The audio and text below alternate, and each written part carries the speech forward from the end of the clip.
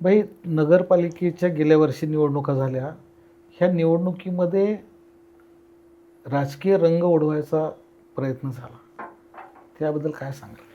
साहेब, इलेक्शनमध्ये राजकीय म्हणजे रंग राजकीय रंग म्हणजे मला माफ करा, मला जातीय रंग म्हणायचा. हां, ते बघा, जातीय रंग माझ्या वॉर्डात करायला गेले. भरपूर केलं. शेवटच्या 5 दिवसात, 6 दिवसात मला असा एकदम डायरेक्ट कुठंतरी नेऊन ठेवलं. कुठेतरी म्हणजे पाकिस्तानात. हां, ते कुठंतरी नेऊन ठेवलं. मी काय त्या त्या देशाचं नाव, मी ते काय त्यांना मी काय समजायचं, काय संबंध? काय माझा संबंध नाही कशात.